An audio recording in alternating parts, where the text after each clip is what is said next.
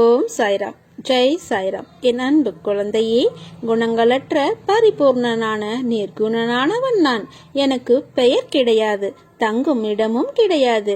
எனக்கு வயது லட்சக்கணக்கான ஆண்டுகள். ஆசிகள் வழங்குவதே என் தொழில்.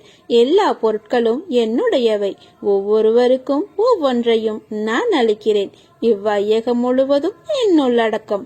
நான் எல்லாவற்றிலும் அவற்றிற்கு அப்பாலும் இருக்கிறேன். ஒரு வீடு நின்று இருந்தால் ஜன்னல்கள் கதவுகள் இருக்கும் அல்லவா? அதை போல உன் பிரச்சனைகளுக்கான தீர்வும் கதவும் ஜன்னலும் போல, காற்றும் வெளிச்சம் என எல்லா பிரகாசமும் உன்னை வந்து சேரும். அன்பால் நிறைந்து எல்லா அம்சங்களையும் கொண்ட ஆத்மானி. உனக்கு ஒரு கஷ்டம் என்றால் கை கட்டு வேடிக்கை பார்த்து கொண்டு நான் இருக்க மாட்டேன். உனக்கானது உனக்கு கிடைத்தே தீரும். இந்த சாயின் ஆசி எப்போதும் உனக்கு உண்டு. இப்போது நிம்மதியாக உறங்கு. அப்பா நான் இருக்கிறேன். உங்களுக்கு எதிராக எத்தனை பேர் செயல்படுகிறார்கள் என்பதை பற்றி பொருட்படுத்த வேண்டாம். மனதை குழப்பும் பிரச்சனை விரைவில் சரியாகிவிடும். உன் பிரச்சனையை நான் பார்த்து கொள்கிறேன். உன் வேலையை பார். விரைவில் அதிசயம் நடக்கும். ஏற்பட போகும் அதிசயங்களுக்கு நன்றி என்று ஆழமாக சொல்லுங்கள். அது எப்படி சரியாகும் வழிகளை பற்றியெல்லாம் நீங்கள் ஆராய வேண்டாம். நமக்கு ஒரு சில வழிகள் தான் தெரியும். அந்த கடவுளுக்கு எல்லா வழிகளும் தெரியும். உங்களை சுற்றி எதிராக நடப்பதை பற்றி நீங்கள் கவலைப்பட வேண்டாம். பயம் குழப்பங்கள் வரும்போது பதட்டம் இல்லாமல் ஆழ்ந்த அமைதியாக இருக்க கற்றுக்கொள்ளுங்கள். நான் மிகுந்த நம்பிக்கையாக இருக்கிறேன். விரைவில் அதிசயம் நடக்கும். ஏற்பட போகும் எல்லா அதிசயங்களுக்கும் நன்றி என்று கூறுங்கள். உங்கள் வார்த்தைகள், நம்பிக்கையான உணர்வுகள், சந்தோஷமான எண்ணங்கள் போதும். எல்லாவற்றையும் சரி செய்துவிடும். உங்களின் நேர்மறையான சக்தி இந்த பிரபஞ்சத்தை காட்டிலும் சக்தி வாய்ந்தது என்பதை மட்டும் நீங்கள் உணருங்கள். உன் முன்னேற்றத்திற்கு யார் வடிவில் எந்த விதத்தில் வந்து உதவலாம் என்று சிந்தித்துக் கொண்டிருக்கிறேன். கவலைப்படாதே. ஏதாவது ரூபத்தில் யார் வடிவிலாவது வந்து உன்னை முன்னேற்றி உனக்கு நிம்மதியான வாழ்வை தருவேன். என்மேல் நம்பிக்கை வை. நான் இருக்கிறேன் உன்னோடு. வாழ்க்கையில் நீ பயணிக்கும் ஒவ்வொரு நாளும் ஒவ்வொரு பக்கங்கள். அவற்றுள் சிரிப்பு, கண்ணீர், சந்தோஷம், கோபம், கஷ்டம், வெற்றி, தோல்வி, ஆசை, நல்லது, கெட்டது என எல்லாம் நிறைந்துதான் இருக்கும். அந்த பக்கங்களில் நீ மட்டும் இடம்பெற மாட்டாய். எல்லா உறவுகளும் கதாபாத்திரங்களும் அதில் இடம்பெறும்.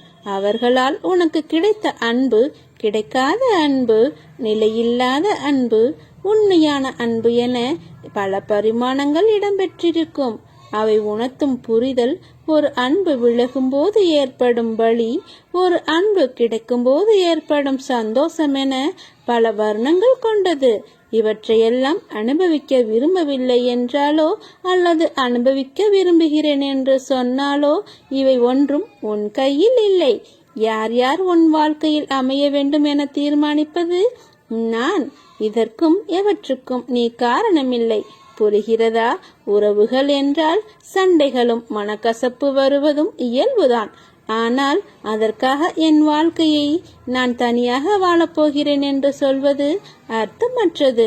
முதலில் கூறியபடி உன் வாழ்க்கையில் என்ன நடந்தாலும் அதற்கு என் சம்மதம் வேண்டும். அதனால் தனித்து வாழப்போகிறேன் என்று புலம்பாதே. கைகளை சேர்த்து வைத்து அடித்தால்தான் கைத்தட்டலின் ஓசை கேட்கும். அதனால் தனித்து செயல்படு. ஆனால் தனித்து வாழ்வதற்கு யோசிக்காதே, கலங்காதே. உன் கரம் பற்றி விட்டேன். இனி எந்த சூழ்நிலையிலும் உன்னை கைவிட மாட்டேன். நீ கரை சேரும் காலம் வந்து விட்டது. இதுவரை நடத்தினவர் இனியும் நடத்துவார். இதுவரை உன்னை காத்தவர் இனியும் உன்னை காப்பார். நம்பிக்கையுடனும் பொறுமையுடனும் இரு. நீ என் பரிபூரண அருளும் ஆசீர்வாதமும் அன்பும் பெற்ற என்னுடைய பிள்ளை. நிச்சயமாக நன்றாக சந்தோஷமாக நல்ல எதிர்காலத்தை பெற்று மகிழ்ச்சியாக வாழ்வாய். சுப வார்த்தை உனக்காக வந்துள்ளது. இனிய உறவொன்று உன் இல்லம் சேரும் நாள் என்று கேள். நீ சுபிட்சமாக வாழ்வாய். நீ என்னிடம் வைத்த கோரிக்கைகள் அனைத்தும் நிச்சயம் நிறைவேறும். அதை நான் நிறைவேற்றுவேன். அப்பா நான் இருக்க நீ எதற்காகவும் கலங்கக்கூடாது. உன்னுடனும் உன் குடும்பத்துடனும் நான் இருக்கும்போது தேவையற்ற குழப்பங்களை உன் மனதில் சுமந்து கொண்டு திரியாதே. பதற்றமாக எந்த விஷயத்தையும் செய்யாதே. நிதானித்து யோசித்து கொஞ்சம் பொறுமையாக என்னிடம் சொல்லிவிட்டு பிறகு செயல்படு. அப்பா நான் பார்த்துக் கொள்கிறேன். உன்னை என் பிள்ளை என்று சொல்லும் போது ஏற்படும் ஆனந்தத்தை வார்த்தைகளால் சொல்லி உணர வைக்க முடியாது. என் பிள்ளைக்கு வாழ்க்கையில் நல்ல விஷயங்கள் அடியெடுத்து வைக்கும் காலம் வந்துவிட்டது. நீ என் பிள்ளை, அன்புக்கு பெயர் கொண்ட என்னுடைய பிள்ளை. உன் மனதில் குதர்க்கமான எண்ணங்கள் இருந்தால் அதை உடனே விட்டுவிடு. அதை பெரிதாக எடுக்காதே. மனமும் புத்தியும் நமக்கு சொல்லும் நண்பனாகவும் எதிரியாகவும் இருக்கும். நான் பார்த்துக் கொள்கிறேன். நிறை குறைகளை எல்லாம் என்னிடம் தந்துவிடு. நீ அதை திருத்த முயற்சி செய். இப்படி குறையுடன் இருக்கிறோமே என்று வருத்தப்படாதே. நான் இருக்கிறேன். என் ஆசியும் அருளும் உனக்கு எப்போதும் உண்டு. நீ நன்றாக நலமுடன் நல்ல ஆரோக்கியத்துடன் வாழ்வாய். சோதனை காலம் வரும்போது நீ பயப்படாதே, கலங்காதே. தந்தை தன் பிள்ளைகளை கண்டித்து நடத்துவதைப் போல இறைவனான நானும் என்னை ஏசிக்கிறவர்களை கடிந்து கொண்டு நடத்துகிறேன். இதை புரிந்து கொண்டு நடக்கும்போது நான் உன்னை பொறுப்பெடுத்துக் கொள்வேன். எதற்கும் நீ பயப்படாதேரு. நான் உன்னோடு இருக்கிறேன். நான் உனக்கு ஜெயம் தருவேன். கஷ்டம் வந்தால் துவண்டு போகாதே. அது உன் பூர்வ ஜென்ம கர்மா என்பதை எவ்வாறு சந்தோஷமாக ஏற்கிறாயோ அதை போல் கஷ்டத்தையும் மகிழ்ச்சியுடன் ஏற்று என் மீது போட்டுவிடு. நான் பார்த்துக் கொள்கிறேன். கவலைப்படாதே. சோதனையை தருகிற நான் அதை தாங்கும் சக்தியையும் தருவேன். உனக்கு பின் இருப்பது நான். உன்னை நான் கைவிட மாட்டேன். எனது தரிசனத்திற்காக லட்சக்கணக்கான மக்கள் வந்தாலும் கூட அனைவரையும் என் கண்களால் பார்க்கிறேன். நான் அனைத்தையும் கேட்கிறேன். என் ஆசீர்வாதங்களிலிருந்து யாரும் விடுபடுவதில்லை. உனக்கு நேற்று தோன்றிய கஷ்டமானாலும் துக்கமானாலும் மற்ற எந்த இக்கட்டான நிலையானாலும் இன்று யாருக்காவது நேர்ந்தது என்றால் அவர்களுக்கு உன்னால் முடிந்த உதவியை செய். உதவி செய்ய முடியாத பட்சத்தில் உன் இதயம் கரையும்படி பரிதவித்துக்கொள். அவ்வளவே ஒழிய அவர்களின் உதவியற்ற நிலையை பார்த்து ஏளனம் செய்யாதே. சந்தோஷமும் படாதே. நம்பிக்கையும் பொறுமையும் கொண்டிருங்கள். பிறகு நீங்கள் எங்கிருந்தாலும் நான் எப்போதும் உங்களுடன் இருப்பேன். நாளை உனது தலைமுறை செம்மையாகும். அவசரப்படாமல் இரு. அனைத்தும் உன்னை தேடி வந்து சேரும் காலம் நேரம் இது. ஒருபோதும் கவலை கொள்ளாதே. உன் துணையாக நான் உள்ளேன். துணிந்து முடிவெடு. துன்பம் வந்தால் நான் விரட்டுகிறேன். பாபாவே எல்லா லீலைகளையும் புரிந்துவிட்டு அவற்றுடன் எவ்வித தொடர்பும் இல்லாதது போல் தோற்றமளிக்கிறார். அவரே செயல்களை செய்கிறார். ஆனால் செய்யாததை போன்று காட்சி அளிக்கிறார். அவரின் லீலைகள் யார்தான் விவரிக்க இயலும்? இப்போது நடப்பது கூட சாய்பாபாவின் லீலைகள் தான். குருவை நம்பு. 6 வித சாஸ்திரங்கள் அவசியமில்லை. அவ்விதமாகத்தான் தாம் பரிபூர்ணம் அடைந்ததாக பகவான் கூறுகிறார். சாய்பாபாவின் மேல் உள்ள நம் பக்தியை வளர்த்துக் கொள்வதற்குரிய சில கருத்துக்களை கூறுவது உபயோகமாயிருக்கும் என்று கருதுகிறேன். முதலில் சாய்பாபாவின் ஒரு உருவப்படம் இன்றியமையாத ஒன்று.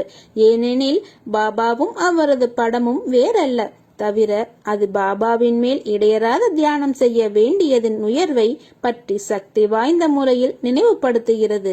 பாபாவின் புகைப்படம் அத்தகைய குறிக்கோளை அடைய முயலும்படி தூண்டுகிறது. பாபாவின் படத்தை பார்ப்பது மிகவும் சக்தி வாய்ந்த சாதனையாகும். இரண்டாவதாக, பாபாவின் வாழ்க்கை சரித்திரத்தை தவறாமல் பாராயணம் செய்வது நமது மனதை ஆத்மீக குறிக்கோளை நோக்கி இழுக்கும். நமது எல்லா எண்ணங்களும் உணர்வுகளும் பாபாவை பற்றியே வட்டமிடும்படி செய்யும். பாபாவின் சச்சரிதத்தை கற்ற புத்திசாலியான ஒருவருக்கு தடையே உதவியாக மாறிவிடுகிறது.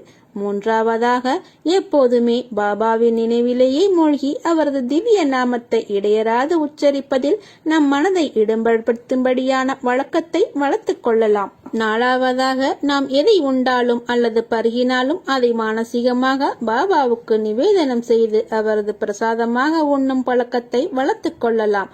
ஐந்தாவதாக, நாளின் முதல் 15 நிமிட நேரத்தை நாள் முழுவதும் நம் பாபாவின் நினைவில் தோய்ந்திருப்பதற்காக நாம் பாவனையை இசைவு செய்து கொள்ளுவதில் செலவிட வேண்டும். மீண்டும் தூங்குவதற்கு முன் நாளின் இறுதி 15 நிமிடங்களையும் பாபாவை பற்றி சிந்திப்பதிலும் செலவிட முயற்சி செய்ய வேண்டும். 6வதாக ஸ்ரீ சாய் பாபாவின் விபூதியை நாள்தோறும் இட்டுக்கொள்ளும் வழக்கத்தை மேற்கொள்ள வேண்டும். 7வதாக வாரத்திற்கு 1 அல்லது 2 மணி நேரம் பாபாவை மனதார வழிபடுவதற்காக பூஜை செய்ய வேண்டும். 8வதாக முடிந்த போதெல்லாம் சாய் சங்கல்பத்தில் பங்கேற்கலாம் அல்லது சாயின் உபதேச அருள்மொழிகளை கேட்கலாம். இவ்வாறாக பாபாவின் மீது முழு நம்பிக்கை கொண்டு 8 முறையாக நாம் பாபாவை ஒரு நாள் முழுவதும் நன்றாக யோசித்து நம்பிக்கையோடு அவரை வணங்கி வந்தால் அவர் நம்மை எந்த குறையும் இல்லாமல் பக்கத்தில் இருந்து நம்மை பாதுகாப்பார். வாழ்க்கையில் உன்னை ஏணி போல படிப்படியாய் உயர்த்த உனக்கான எல்லா சூழ்நிலைகளும் கொடுத்து வருகிறேன். நீ 2 படிகள் தான் ஏறியுள்ளாய். இன்னும் மேலே ஏற நிறைய படிகளும் கட்டங்களும் இருக்கின்றன. அவற்றையெல்லாம் நீ தாண்டி வர வேண்டும். ஒரு விஷயத்தில் நீ முன்னேறுகிறாய் என்றால் அதில் மேலும் என்ன செய்யலாம் என்றுதான் தோன்றும். அதற்குத்தான் உன் மனதில் இந்த எண்ணத்தை கொடுத்தேன். நிச்சயம் ஒரு வழி உனக்கு கொடுப்பேன். அதற்காக குழம்பாதே, வருத்தப்படாதே. நிச்சயம் நீ உயரப் போகிறாய். நீ வைரக்கல். உன்னை வடிவம் கொண்டு வந்து வெளிச்சத்தின் பேரொளி போல் வீசவே நான் உனக்கு இவற்றையெல்லாம் நிகழ்த்துகிறேன். உன்னை நான் மிகவும் புத்திசாலி என்று நினைத்து கொண்டிருந்தேன். எனக்கு முத்தமிட்டு என்னோடு பேசி எனக்கு நெய்வேத்தியமூட்டி என் அருகிலேயே நீ உட்கார்ந்து இருப்பதால் நான் உன் அருகிலேயே இருப்பதை அறிந்திருக்கிறாய். எதையும் தைரியமாக ஏற்றுக்கொண்டு நன்மை வந்தாலும் துன்பம் வந்தாலும் எனக்கு நன்றி சொல்கிறாய் என்ற நம்பிக்கையில் உன்னை நான் ஆர்வத்துடன் பார்த்து கொண்டிருக்கிறேன். ஆனால் நீயோ அப்பாவை காணவில்லையே, தீமை என்னை சூழ்ந்து கொண்டதே என்று கதறுகிறாய். ஏன் இந்த கதறல் உனக்கு? சில நாட்களாக உன்னை மிகவும் உன்னிப்பாக கவனித்துக் கொண்டு தான் வருகிறேன். பாசம் பாசம் என ஏங்கி இந்த மாயையில் சிக்கி உருகுலைந்து விட்டாய். உண்மையான பாசத்திற்காக நீ ஏங்கும் ஏக்கத்தை காண என்னால் பார்த்து கொண்டிருக்க முடியவில்லை. இது பொய்யான மாயை நிறைந்த உலகம் என எத்தனையோ வழிகளில் உனக்கு அறிவுறுத்திவிட்டேன். ஆனால் நீ திரும்ப திரும்ப அந்த மாய வலையில் சிக்கிக்கொண்டு வெளியேற தெரியாமல் தவிக்கின்றாய். இப்போது உனக்கு ஒன்று சொல்கிறேன் கேள். உன் நலனை விரும்பும் அனைத்து உறவுகளாக, அதாவது தாயாக, தந்தையாக, சகோதரனாக, குருவாக, உற்ற தோழனாக நான் இருக்கையில் நீ ஏன் இன்னொருவரின் பாசத்திற்காக ஏங்க வேண்டும்? உனக்குள் இருக்கும் எனக்காக ஏங்கு. நீ ஏங்க தொடங்கும் போதே அது தெரிந்து நான் உன் அருகில் வந்து விடுவேன். உன்னை விரும்பும் நிரந்தர உறவாக நான் இருப்பேன். நீ உயிராக நினைக்கும் இந்த சாய் இருப்பேன். உன்னை விட்டு எங்கும் போக மாட்டேன். இனி எப்படி இருக்க வேண்டும் என்ற முடிவை நீ எடுத்து விட்டாய் அல்லவா? அதையே பின்பற்று. நீ எதற்காகவும் கலங்க வேண்டியிருக்காது. நலமே பெருகட்டும். உனக்கு ஜெயமே உண்டாகும். என்னுடைய ஆசீர்வாதங்கள் உனக்கு எப்போதும் உண்டு. அதுவும் முழுவதுமாக ஆசீர்வதிக்கப்பட்டு விட்டாய். இன்று முதல் நீ உன் கண்களில் ஆனந்த கண்ணீர் மட்டுமே காண்பாய். நீ நன்றி சொல்ல என் ஆலயத்திற்கு வருவாய். சாய்நாதரே, அப்பா, சமர்த்த சத்குருவே, எங்களது பிரார்த்தனைகளை உங்களது பாதத்தில் சமர்ப்பித்து விட்டோம் அப்பா. அவைகளை ஏற்று அனைத்து பிரார்த்தனைகளையும் விரைவில் நிறைவேற்றி தாருங்கள் சாயப்பா. சாயப்பா, உங்கள் வழிகாட்டுதலுக்கு நன்றி சாயப்பா என்று உங்கள் பாதமே சரணம் சாயப்பா என்று எனக்காக நன்றி கூறுவாய். நீ உன்னுடைய நன்றிக்காக நான் செய்யவில்லை, என்னுடைய பிள்ளையின் நலனுக்காகவே இவற்றையெல்லாம் செய்தேன். இன்னும் பல நன்மைகளை செய்ய நான் உனக்காக காத்திருக்கிறேன். பெண்களின் பாதி வாழ்க்கை பாசம் தேடி முடிகிறது. மீதி வாழ்க்கை பாசம் வைத்து அலைவதில் தொலைகிறது. விரைவில் இந்த நிலை மாறும். வாழ்வில் வசந்தம் வந்து சேரும். கஷ்டங்களால் துவண்டு போகாதே. அது உன்னை வளரத்தான் நடக்கிறது. ஒரு செடி நன்றாக வளர்கிறது. பூச்சி வந்துவிட்டால் அந்த செடி நோய்வாய்ப்பட்டு அழிந்துவிடும்.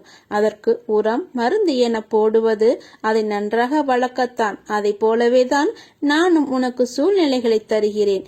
எப்போதும் வாழ்க்கையை பிடித்ததாய் நினைத்துக்கொள்.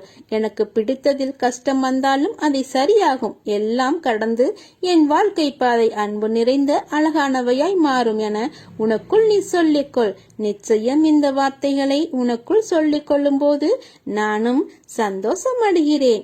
உன்னுடைய வெற்றிக்காக நான் பல வழிகளை கொடுத்தும் காண்பித்தும் மறைமுகமாக சொல்லியும் இருக்கிறேன். இருந்தாலும் ஏன் உன் மனதில் இத்தனை கேள்வியும் கொதிப்பும்? உன் மனதில் இருக்கும் அனைத்தையும் நான் அறிய மாட்டேனா? அது எப்படி? நான் பெற்றெடுத்த பிள்ளை, என் பிள்ளையாக நீ இருக்கும்போது உன்னை விட்டு நான் எப்படி போவேன் என்று நீ எப்படி நினைக்கலாம்?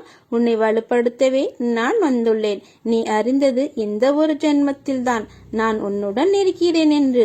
எல்லா ஜென்மத்திலும் உன்னுடன் தான் இருந்தேன். உன் உயிரின் அகண்டமாய் உன்னுடன் தான் நான் இருப்பேன். உனக்கான எல்லாம் நான் தருவேன். கொஞ்சம் காலம் பொறுத்து கொண்டாய், இன்னும் கொஞ்சம் காலம் பொறுத்துக்கொள். உன்னை புறக்கணித்தவர் உன்னை தேடி நீ காட்டிய அன்பே தூய்மையானது என்று உணர்ந்து வருவார்கள். உன் அன்புக்காக ஏங்கி உன் அருமையை புரிந்து வருவார்கள். உன் ரணப்பட்ட மனதிற்கு மருந்தாக உனக்கு சுகம் பெற செய்வேன். இப்போது உள்ள மனநிலை கஷ்டங்களை பார்த்து மறுத்து போய் கண்ணீர் வற்றி இருக்கிறாய். அனைத்தையும் நான் பார்த்துக் கொள்கிறேன். முதலில் உன் மனதில் உள்ள எண்ணங்களில் எது சரி எது தவறு என்பதை தீர்க்கமாக முடிவு செய்து அதன் பிறகு செயலில் ஈடுபடு. வாழ்வில் நீ சந்திக்கும் சூழ்நிலைகள் எதுவாயினும் மகிழ்ச்சியோ துன்பமோ அதை சமமாக பாவிக்கும் மனப்பக்குவத்துடன் நீ இருந்தால் உன் மனதில் தேவையில்லாத கற்பனைகளும் குழப்பங்களும் வராது. இதுவரை தோற்றதையும் நம்பிக்கை இழந்ததையும் ஒரு அனுபவமாக எடுத்துக்கொள். நீ வாழ்வில் முன்னோக்கி செல்ல அது நிச்சயம் உதவி புரியும். வாழ்க்கை என்றும் வாழ்வதற்கே என்று நினைத்துக்கொள். நீ விரும்பிய அனைத்து வளங்களும் உன்னை வந்து சேரும் நாள் வெகு தொலைவில் இல்லை. நல்லதே நடக்கும். என் வார்த்தையை நம்பு. நான் உனது ஆசைகளை பூர்த்தி செய்ய ஆவலாய் இருக்கும்போது வீணாக மற்றவர்களை கேட்டுத் தெரிவதில் பயனில்லை.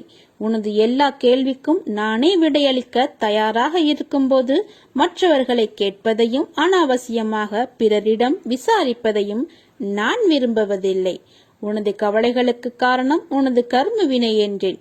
நீயோ நான் ஏதும் பாவம் செய்யவில்லையே, எந்த வகையிலும் தவறு செய்யவில்லையே என்கிறாய். நீ இந்த ஜென்மத்தில் எதையும் செய்யவில்லைதான். ஆனால் இதற்கு முந்தைய ஜென்மங்கள் எப்படி இருந்தன என்பது உனக்கு தெரியாதே. அதன் விளைவுகளாக கூட இந்த துன்ப நிலை என்பதை நீ உணர்ந்து கொள்ளலாமே. பழைய ஜென்ம விஷயங்களை சொல்லி என்னை சமாதானப்படுத்த நினைக்காதீர்கள். இதற்கு என்ன காரணம் என்பதை சொல்லிவிடுங்கள் என நீ கேட்கலாம். இறைவனின் திருவிளையாடல் உனது வாழ்வில் நடப்பதற்காகவும் நீ துன்பத்தை ஏற்க வேண்டிய நிலை உள்ளது என்பதை மறக்காதே. அப்படியானால் என் கஷ்டம் தொடர்கதையாக இருக்கப் போகிறதா என கேட்க தோன்றுகிறதா? அது நிச்சயமாக இல்லை. எப்போது நீ என்னை உறுதியாக பற்றி கொள்ள ஆரம்பித்தாயோ அப்போதிலிருந்தே நீ விடுதலையின் படியில் காலை வைத்து விட்டாய். உனக்கு விடுதலையின் படியில் காலை வைத்தவுடன் உனக்கு விடுதலை உறுதியல்லவா? இந்த சாயி உம்முடைய வியாதியையும் வலியையும் பிரச்சனை போன்ற எதையும் நிர்மூலமாக்கி விடுவார். அனைவர் மீதும் கருணை கொண்ட இந்த பக்கீர் என்கிற சாய்பாபா அன்புடன் உன்னையும் பாதுகாப்பார். இப்போது நீ பிரச்சனைகள் தடங்கல்கள் என்னும் கடலில் கழுத்து வரை மூழ்கி இருக்கிறாய். துக்கமும் வேதனையுமாகிய படுகொலையில் ஆழமாக அமிழ்ந்து போயிருக்கிறாய். அதை பற்றி நீ வருத்தப்படாதே. அமைதியாக இரு, நம்பிக்கையோடு இரு. என் நாமத்தை இடைவிடாது சிந்திப்பவர்கள் துக்கப்படுவதில்லை. என் மீது விசுவாசம் கொண்ட உனது துக்க நாட்களை முடித்து வைக்க எனக்கு வெகு நேரமாகாது. எனது ஆலய படிகளில் கால் வைத்த பிறகு நீ சுகத்தின் மீதுதான் சவாரி செய்ய போகிறாய். எனது நாமம் உனது உள்ளத்திலும் எனது யோக சக்தியான உதி உன் நெற்றியிலும் இருக்கும் வரை எந்த கெடுதலும் உன்னை நெருங்க முடியாது. வேற்று மனிதர்களின் பேச்சு, அதனால் உனது நம்பிக்கை குலைந்தது எல்லாம் பாபாவின் லீலை. உலகம் என்ன பேசுகிறது அல்லது எத்தகைய துன்பம் அளிக்கிறது என்பது பற்றி யோசிக்காதே. பாபாவின் சரணங்களில் உமது உள்ளத்தை நிலைநிறுத்து. அப்போது பாபா உனக்கு சாந்தி அளிப்பார். வாழ்க்கை என்பது நெடுந்தூர பயணம். அந்த பயணம் சில இடங்களில் வலிமிக்கதாய்தான் இருக்கும். அந்த நேரம் மனம் தளராதே. நிச்சயம் அவைகள் எல்லாம் உன்னை பலவீனமாக்க என்று கருதாதே. உன்னை பக்குவம் அடைய செய்வதற்கே என்று நம்பிக்கையோடு இரு. சில விஷயங்களை புரிய வைக்கவே இந்த நிகழ்வுகள். உன்னை நீ தயவு செய்து வெறுக்காதே. நீ நினைக்கிற செய்கின்ற செயல்கள் எல்லாம் என்னை பதற வைக்கிறது. உனக்கு ஒன்றும் இல்லை. வீணாக எதையோ நினைத்து குழம்பாதே. உன்னை விட்டு விடுவேனா நான்? உன்னிடத்தில் எப்பொழுதும் உன் சாய்தேவா நான் இருப்பேன். உன்னை விடமாட்டேன். சில காலம் நீ எடுத்து வைக்கும் அடிகளே உன்னை எதிர்மறை பாதைக்கு மாற்றிவிட்டிருக்கும்.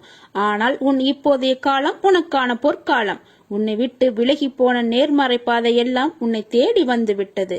சில தடங்கல்கள் உன்னை மன அழுத்தத்தில் ஏற்படுத்த செய்யும். ஆனால் அவற்றால் உன்னை எதுவும் செய்ய முடியாது. என் பார்வையில், என் கையில், என் மடியில் இருந்தும் வளரும் பிள்ளை நீ. அதை ஞாபகம் வைத்துக்கொள்.